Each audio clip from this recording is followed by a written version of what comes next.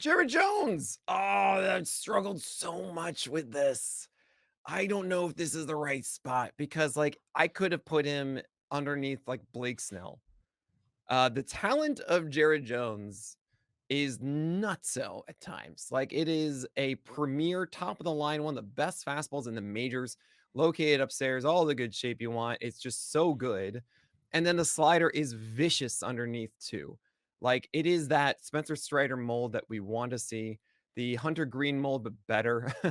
It is that fastball slider. And also, I think that there is more opportunity for Jared Jones to extend past it than, Mhm. say, Hunter Green, to actually have a cutter in there, a curveball in there, change up over time. The negatives, one, pitching for the Pirates ain't great. It's not the most ideal scenario for Jared Jones for run support.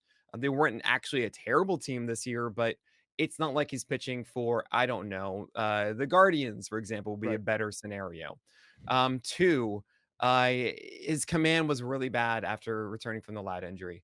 The guy we saw in April and May, where he was earning every single gallows pull, the most whiffs ever to start a career, all of that stuff. It wasn't the guy later on. Why? Because he wasn't locating. He did not have that approach that said, "Cool, I'm going to throw the fastball here, I'm going to throw the slider here, and you can't do anything about it." I really struggle to watch his starts, especially down the stretch, and it was pretty much just a do not start territory for Jared Jones all of a sudden because, like, he just couldn't locate it anymore. I think that was really him not fully recovered for some reason, or really just getting out of that rhythm. So I don't know what we get in the sophomore year. The old adage is a rookie year pitcher should, his command numbers should be thrown out the window because there's so many emotions, so many things going through your head, all of this stuff, and they're much different when they come back for their sophomore year, much more confident, much more capable of rolling with the punches and adjusting. So the skills I think are so good for Jared Jones, and you could have him. Here's a 6 inning, 9 strikeout game, 1 walk or whatever, like every day, you know. Right. But it's not nearly as stable as some other things, and it could just be one of those cases of a hipster, really, of or just really another Hunter Green of strikeouts, but then, Mhm. like, you're gonna you're gonna Yeah. walk too many guys, and you're gonna be too wild, and like the bad version of Dylan Cease, and I don't want to see that. Yeah, listen, I mean, I'm looking at the exact numbers right now. In 15 starts in 2023 in AAA, so that amounted to 82 innings. Um, he had a 132 WHIP. That was in 2023 in his final year in AAA. He has in multiple stops in the minors posted WHIPs over 130. So it's not like he's always been this guy where you're like, oh, Yeah. he's lights out, like he's a 0.94, WHIP guy. And also, like, we always knew he had talent. Like, we're not just looking at ratio stats and being like, well, this guy's not good. But that season in AAA, that comes with a 4.72 ERA. In 2022, in his season at high A, 4.62 ERA. This isn't a guy who dominated all through the minor leagues. He dominated at times, often when he got a second taste of a level, he put up much better results.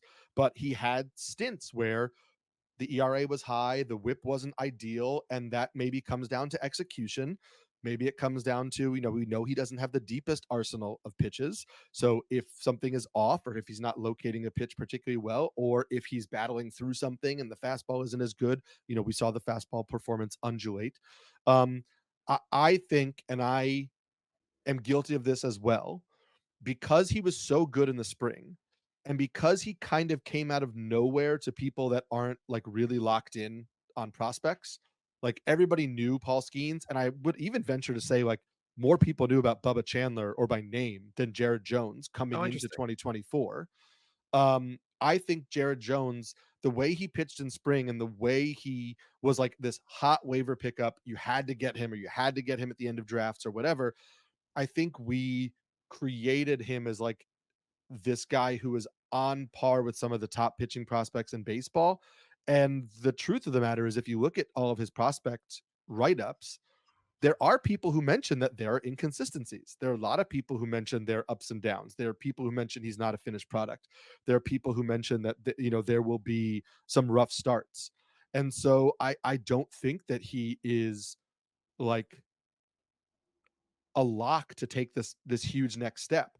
I Yeah. have him in my rankings because I took your advice on buckets. I have him 35th, and I have him basically right next to Freddie Peralta, and I kind of feel like that kind of makes sense to me.